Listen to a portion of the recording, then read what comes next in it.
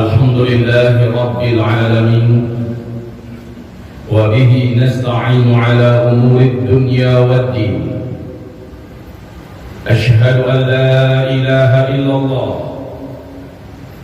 وأشهد أن سيدنا وحبيبنا محمدا عبده ورسوله لا نبي بعده. قال الله سبحانه وتعالى يا أيها الذين آمنوا اتقوا الله وقولوا قولا سديدا يصلح لكم أعمالكم ويغفر لكم ذنوبكم ومن يطع الله ورسوله فقد فاز فوزا عظيما. اللهم ارحمنا بالقرآن وصدق الله العظيم. وقال النبي صلى الله عليه وسلم ألا إني قد جئتكم بها بيضاء نقية ليلها كنهارها لا يزيغ عنها بعد ذلك إلا هالك. أما بعد, segala pujian kita dan syukur tetap kita haturkan untuk Rabbul Alamin, ilah satu-satunya yang kita ibadahi, tidak ada sekutu baginya. Alhamdulillah bini'matihi tatimmus salihah. Kemudian salawat dan juga salam kita adalah untuk Habibillah Sayyidil Anbiya wal Mursalin wa Khataman Nabiyyin Sayyidina Muhammad sallallahu alaihi wasallam. Allahumma salli ala hadha nabi wa ala alihi wa sahbihi ajma'in wa man tabi'ahu bi ihsan ila yaumiddin. Hadirin wal hadirat, mudah-mudahan Allah menerima salat zuhur berjamaah kita barusan. Amin ya rabbal alamin. Salat sunat kita qabliyah dan ba'diyah, zikir dan doa kita semoga diijabah oleh Allah. Amin. Sekeluarga masuk surga. Ini tema kita pada siang hari ini. Hadirin wal hadirat, saya tidak perlu bertanya kepada ayah bunda sekalian, bapak ibu, saya tidak perlu tanya mau tidak masuk surga, saya tidak perlu tanya, karena jawabannya pasti iya mau. Apalagi diajak sekeluarga masuk surga, mau tidak, jawabannya pasti iya mau. Yang saya diskusikan dengan bapak ibu pada siang hari ini adalah mana jalannya, apa caranya. Mari kita simak firman Allah Subhanahu wa taala di dalam surat Al-Kahfi ayat 107. A'udzu billahi minasy syaithanir rajim. Bismillahirrahmanirrahim. Innal ladzina amanu wa 'amilus shalihat kanat lahum jannatul firdausi nuzula. Sesungguhnya orang-orang yang telah beriman mereka dan mereka senantiasa melakukan amalan soleh demi amalan soleh, untuk mereka adalah surga tertinggi, surga Firdaus sebagai tempat tinggal mereka.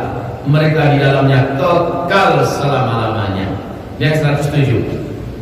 Ayat 108, ayat 110-nya penutup surah Al-Kahfi. Qul innama ana basyarun mithlukum yuha ilayya annama ilahukum ilahun wahid faman kana yarju liqa'a rabbih falyamal 'amalan salihan wa la yushrik bi'ibadati rabbih ahada. Katakan hai Muhammad kepada umatmu, saya ini hanyalah manusia biasa yang diberi wahyu oleh Allah kepada saya untuk disampaikan kepada kalian. Apa yang disampaikan? Annama ilahukum ilahun wahid. Sesungguhnya ilah yang wajib kalian sembah, yang harus kalian ibadahi cuma satu. Dialah satu-satunya Allah. Maka barang siapa yang ingin berjumpa kelak dengan Allah, dimasukkan ke dalam surga Allah, dirinya dan seluruh keluarganya, syaratnya adalah jangan syirikkan Allah setelah dia menyembah Allah dengan sebaik-baiknya. Teruslah beramal dan beramal, tapi jangan lakukan perbuatan syirik. Kamu pasti akan berjumpa dengan Allah, masuk ke dalam surga Allah. Bila kamu ajak keluarga kamu seperti itu juga, sekeluarga kamu akan masuk ke dalam surga Allah. Sekarang kita kupas ini. Hadirin wal hadirat, ma'asyiral muslimin wal muslimat yang kami muliakan. Tempat di akhirat tidak akan ada yang ketiga atau keempat, cuma dua. Jadi salah satunya yang akan kita huni. Kalau seandainya kita orang yang tak beruntung masuk surga, tempat kita pasti adalah di neraka. Dan naudzubillah, semoga Allah lindungi kita semua, amin. Jadi kalau tidak ada kita di neraka, pasti tempat kita adalah di dalam surga. Lalu Rasulullah SAW bersabda bahwa seluruh pintu itu ada kuncinya, dan kunci pintu surga adalah la ilaha illallah. Siapa yang datang membawa anak kuncinya dan anak kuncinya benar, dia bisa membuka pintu surga Allah, untuknya terbuka. Bila dia datang ke pintu surga dan dia tidak memiliki kuncinya, jangan berharap dia akan bisa memasuki surga Allah. Dan kunci pintu surga itu adalah la ilaha illallah. Ayah bunda sekalian, kaum muslimin, saudara-saudari, calon-calon pemburu surga Allah yang kami muliakan. Lihat bagaimana kemudian para nabi-nabi dan rasul itu dimusuhi oleh para penguasa-penguasa yang sedang berkuasa pada zaman mereka. Gara-gara apa para nabi dan rasul dimusuhi? Gara-gara mereka mendakwahkan la ilaha illallah. Gara-gara dakwah itu mereka dikucilkan, difitnah, dibunuh, ditangkap, disiksa, bahkan dibunuh. Ini nasib para nabi dan rasul karena mendakwahkan la ilaha illallah. Timbul masalah yang perlu kita bedah hari ini adalah kenapa la ilaha illallah dijadikan kunci surga? Kenapa la ilaha illallah dijadikan sebagai kunci masuk dalam Islam? Kenapa la ilallah dijadikan sebagai pamungkas dakwah seluruh nabi dan rasul? Dan dengan la ilaha illallah inilah nabi juga dibenci dan dimusuhi. Sekarang kita uraikan. Ayah bunda yang kami muliakan, orang hanya tahu la ilaha illallah, tidak ada Tuhan selain Allah. Kalau cuma kayak gitu dakwahnya, maka tidak akan dimusuhi para nabi dan rasul oleh para penguasa-penguasa yang sedang berkuasa. Apalagi Fir'aun yang mengklaim dirinya lah Tuhan tertinggi. Namrud sangat benci dan dendamnya dengan Nabi Ibrahim karena Nabi Ibrahim mengajak manusia kepada la ilaha illallah. Juga di ayat ini disebutkan, bila kamu ingin berjumpa dengan Allah, tetapkan dalam hatimu, mantapkan keyakinanmu, la ilaha illallah, tidak ada selain Allah yang berhak menjadi ilah. Kemudian beramal solehlah kau sebanyak-banyaknya, dan jangan syirikkan Allah dengan sesuatu apapun. Sekarang kita kupas satu persatu. La ilaha illallah diawali dengan asyhad. Dalam kamus tertebal di muka bumi namanya kamus lisanul Arab. Ini kamus paling tebal di dunia, hampir satu meja ini panjang kamus tersebut. Ditulis oleh Syekh Ibnu Al-Mandur. Asyhad di situ artinya adalah, saya persingkat, saya bersaksi, saya berjanji, saya bersumpah. Itu yang asyhad. Kalau diterjemahkan bahasa Indonesia singkat saja, hanya saya bersaksi. Kurang greget. Padahal makna asyhad adalah saya bersaksi, saya berjanji, saya bersumpah. Allah bahwa tidak ada ilaha illallah. Arti ilah itu di seluruh kitab-kitab tafsir apapun yang dibuka, bahkan di kitab-kitab akidah, kitab-kitab iman, kalau dibuka, makna ilah itu adalah al-ma'budu bihaq, satu-satunya yang paling berhak untuk diibadahi atau disembah. Aku bersaksi, aku berjanji, aku bersumpah, tidak akan ada yang aku sembah kecuali hanyalah Allah. Tidak ada yang aku ibadahi kecuali hanyalah Allah. Itu saksi persaksian kita, itu perjanjian kita, itu sumpah kita. Nah, kaum muslimin, Bapak Ibu yang kami muliakan, makna penyembahan dalam Islam atau ibadah dalam Islam di kamus lisanul Arab ada dua, dan juga dalam kitab-kitab tafsir juga dimaknakan ilah itu artinya dua. Arti ilah itu adalah pengibadahan. Tidak ada yang berhak diibadahi kecuali hanyalah Allah. Ternyata makna ibadah itu yang pertama, mengikuti ajaran Allah semurni-murninya, sekafah-kafahnya. Tidak ada ajaran selain ajaran Allah yang diikuti. Itulah makna ibadah. Maka bila kita berkata asyhadu an la ilaha illallah, artinya saya berjanji, saya bersaksi, saya bersumpah, saya tidak akan mengikuti ajaran apapun di bumi ini selain ajaran yang Allah turunkan dari langit. Ajaran yang lain tidak. Ketika kita mengikuti ajaran Allah setengah, ajaran selain dari Allah kita ikuti juga di waktu yang sama, saat itu kita sudah melakukan syirik akbar kepada Allah Subhanahu wa taala. Kita tidak pernah akan menjadi ahli surga sampai kapanpun. Kita akan kekal di neraka jahanam selama-lamanya. Jadi arti ilah atau pengabdian, penyembahan, pengibadahan itu yang pertama, mengikuti ajaran-ajaran dari Allah. Kita muslim, ternyata ajaran komunis kita ikut, musyrik.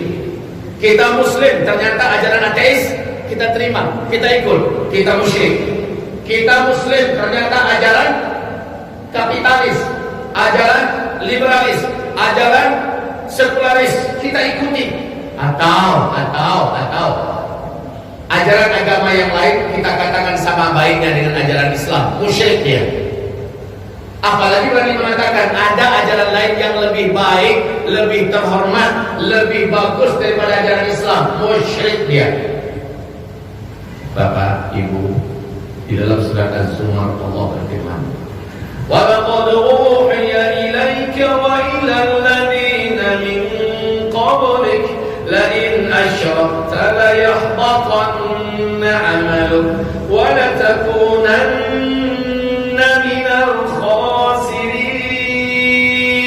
Hai Muhammad, telah diwahyukan kepada Musa ini dan kepada nabi-nabi sebelummu, bila berani engkau melakukan perbuatan syirik, hai Muhammad, seberapapun banyak amal soleh yang kau punya dalam hidupmu, yang kau amalkan dalam hidupmu, saya batalkan semua. Hapus seluruh amal solehmu kalau berani engkau melakukan perbuatan syirik. Saya katakan tadi, arti ilah itu adalah satu-satunya yang disembah hanyalah Allah. Ternyata arti penyembahan dalam Islam yaitu mengikuti ajaran Allah secara kafah, tidak boleh dicampur dengan ajaran yang lain. Muslim tapi komunis, Muslim tapi kapitalis, Muslim tapi sekularis, Muslim tapi beragama, meyakini ada agama lain yang sama baik dengan agama Islam, dengan keyakinan semua agama baik, semua agama bagus, terserah mau pilih apa saja. Walaupun saya muslim, tapi saya akui agama yang lain sama baik dengan Islam. Demi Allah, orang ini musyrik, syiriknya syirik akbar. Karena inna dina indallahil Islam, agama yang sah, agama yang diakui diterima oleh Allah adalah Islam. Wa may yabtaghi ghairal islami dina fala yuqbal minhu wa huwa fil akhirati minal khasirin. Siapa yang mencari selain daripada Islam sebagai agamanya ditolak oleh Allah, dia di akhirat kelak termasuk orang yang paling merugi. Jadi Allah tak terima Pak pengakuan kita kepada ajaran yang lain, agama yang lain. Apalagi berani mengatakan seimbang sama baiknya, apalagi mengatakan lebih baik dari Islam. Wallahi orang ini sudah batal la ilaha illallahnya, sudah musyrik dia, kekal dia di neraka jahanam selama-lamanya. Jangan pernah mimpi akan bisa memasuki surga. Jadi ini makna ilah yang pertama.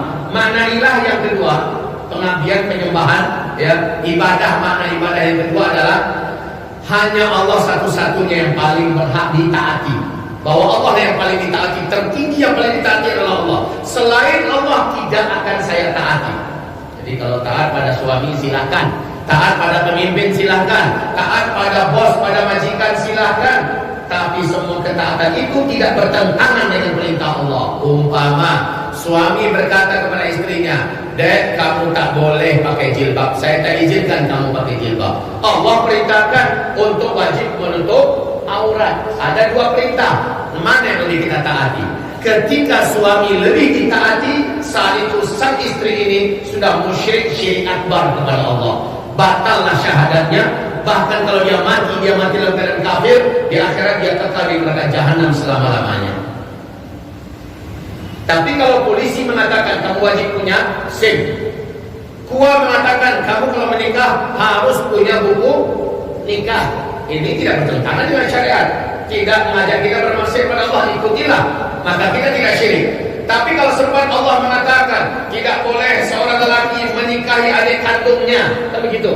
Tahu-tahu pemerintahnya mengeluarkan undang-undang, siapapun yang diinginkan oleh laki-laki untuk dinikahinya, termasuk adik kandungnya, ibu kandungnya, boleh, kata pemerintah. Kita patuhi itu, kita ikuti itu. Syirik orang ini, jatuh dia kepada syirik akbar, batal syahadatnya, keluar dari Islamnya, mati dalam keadaan kafir, dia kekal di neraka jahanam selama-lamanya, sebab dia berani beribadah kepada selain Allah dalam hal ini manusia. Nah, contoh, Nabi Muhammad didatangi oleh Adi bin Hatim At-Tai. Datang Nabi Muhammad, apa kata Adi? "Ya Muhammad, saya dengar engkau mengaku sebagai Nabi dan Rasul penutup." "Ya, benar." Muhammad, saya mau tanya kepada engkau pertanyaan. Kalau engkau bisa menjawabnya dan benar jawabanmu, saya akan masuk Islam. Karena yang bisa menjawab pertanyaan ini hanyalah para nabi dan rasul saja. Silahkan, kata Nabi. Mulailah dia bertanya. Dijawab oleh Nabi. Dia bertanya, dijawab oleh Nabi. Bertanya, dia dijawab oleh Nabi. Terakhir apa katanya? "Berikan tanganmu. Engkau benar-benar Nabi yang hak. Saya menyatakan masuk Islam." Bersyahadat lagi. "Asyhadu an la ilaha illallah wa asyhadu annaka Muhammad Rasulullah." Setelah itu kata Nabi, "Hai Adi, setelah kamu masuk Islam ini, kamu jangan ulangi perangai lamamu di agamamu yang lama." Ternyata Adi ini adalah seorang Nasrani. Apa yang kami lakukan ya Rasulullah? Nabi pun membacakan surat At-Taubah ayat 30. "Ittakhadhu ahbarahum wa ruhbanahum arbaban min dunillah." Mereka telah mengangkat para cendekiawan mereka, orang-orang berpendidikan mereka, ahli-ahli politik mereka, dan para pakar agama mereka sebagai arbaban, sebagai para pembuat hukum, undang-undang dan ajaran selain daripada Allah. Dan mereka juga mengangkat Isa ibnul Masih sebagai Tuhan yang mereka sembah. Terkejutlah Adi bin Hatim At-Tai dan dia berkata, "Ma kunna na'buduhum ya Rasulullah, kami tak pernah beribadah kepada mereka." Yang dipahami oleh Adi apa? Rukuk, sujud kepada para politikus, para cendekiawan, para ahli-ahli akademik. Tak pernah ya Rasulullah, kami tak pernah beribadah kepada ahli-ahli agama kami. Maka Nabi menjawab, "Ahallu lakum ma harram Allah wa harramu alaikum ma ahallallah fa ata'tumuhum." Bukankah ketika mereka itu mengarang-arang ajaran baru berbeda dengan yang Allah turunkan dari langit, Allah mengatakan tak boleh, mereka tetapkan boleh. Allah mengatakan ini terlarang, mereka tetapkan ini tidak terlarang. Allah mengatakan ini harus, mereka katakan ini tidak boleh. Mereka buat tandingan bagi ajaran yang Allah turunkan dari langit. Kami ikutilah mereka. Qala bala. Kalau itu yang engkau maksud memang benar ya Rasulullah. Maka kata Nabi, fadzalika ibadatukum iyyahum. Itulah artinya kamu sudah beribadah kepada manusia. Orang lain buat ajaran selain ajaran Allah, kamu ikuti. Orang lain memerintahkan kamu dengan perintah yang berbeda dengan perintah Allah, kamu patuhi. Betul tidak? Betul ya Rasulullah. Itulah maknanya kamu sudah beribadah kepada selain Allah. Nah, ada jalan Bapak. Di sini makna ibadah itu diluruskan oleh Rasulullah Sallallahu Alaihi Wasallam. Nah, selagi ayah, bunda, bapak, ibu, saudara-saudari berkeyakinan tidak akan ada yang saya taati dalam hidup saya kecuali hanyalah Allah. Apapun risikonya saya tanggung. Tidak akan ada ajaran selain Islam yang saya anggap lebih baik atau lebih saya hormati, lebih saya cintai. Bahkan seimbang pun saya tidak yakin itu. Hanya Islam satu-satunya. Bapak, Ibu sudah selamat. Seandainya meninggal ayah bunda dengan keyakinan begini, ayah bunda wajib masuk surga. Seandainya meninggal ayah bunda sudah begini akidahnya, sudah lurus seperti ini keyakinannya, ayah bunda dijamin menjadi ahlul jannah insyaallah. Tinggal ayah bunda wariskan akidah seperti ini kepada anak-anak kita, wariskan kepada keluarga kita, ajak mereka setelah itu menyembah Allah dengan penyembahan yang Allah perintahkan dalam Al-Quran dan hadis Nabi. Insyaallah setelah itu ayah bunda selamat, tidak akan ada keraguan, ayah bunda masuk surga dengan izin dan nikmat dari Allah Subhanahu wa taala.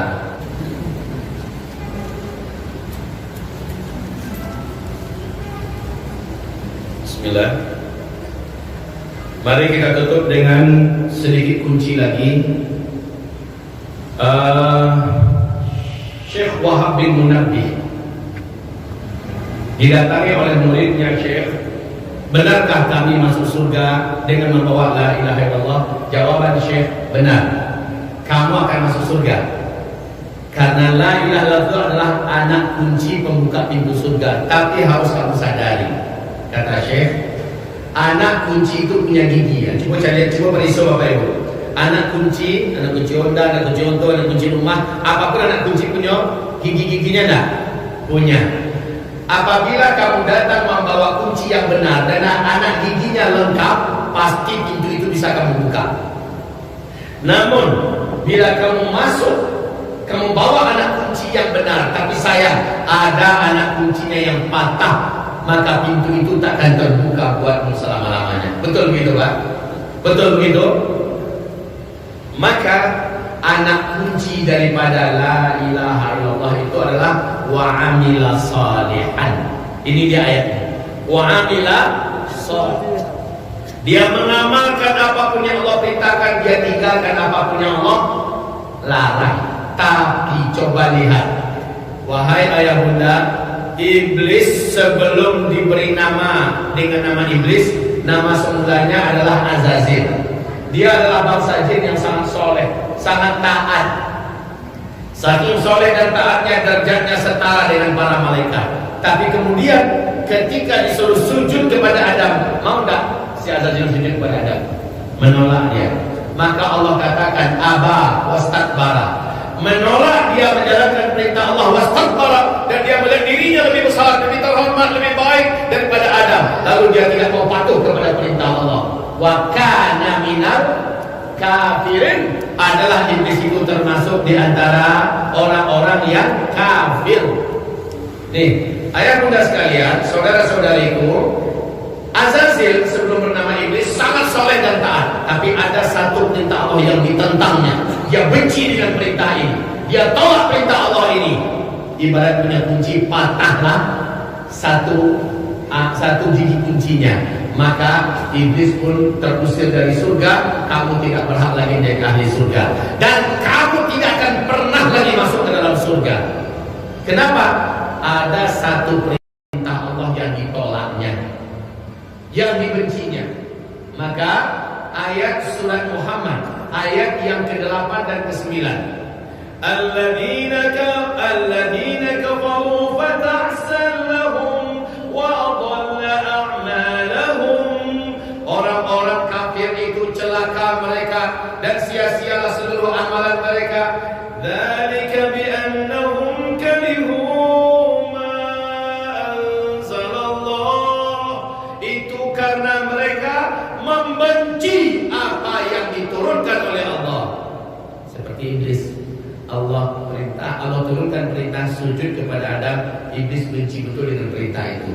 Allah katakan kafir iblis. Di zaman sahabat, ketika Nabi baru saja meninggal, ada satu kelompok yang menolak membayar zakat. Maka seluruh sahabat sepakat mengatakan mereka murtad. Apa kata Abu Bakar? Kita perangi mereka. Mereka sudah murtad. Murtad itu menjadi kafir itu tidak? Menjadi kafir itu tidak? Satu-satunya sahabat yang keberatan, dan mereka berkata, ya Rasulullah, wahai Khalifah, bukankah mereka masih bersyahadat? Betul, kata Abu Bakar. Bukankah mereka masih sholat? Betul. Bukankah mereka masih puasa? Mau.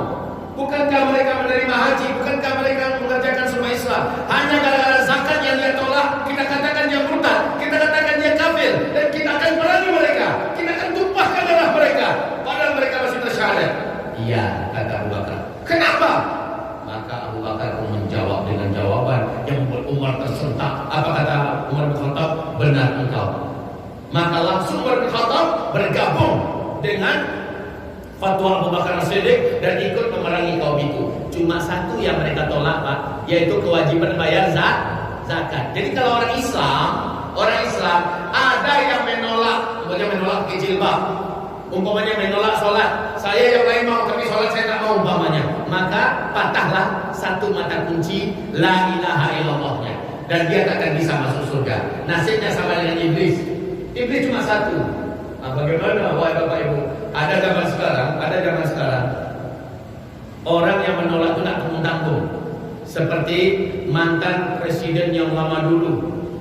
Apa katanya?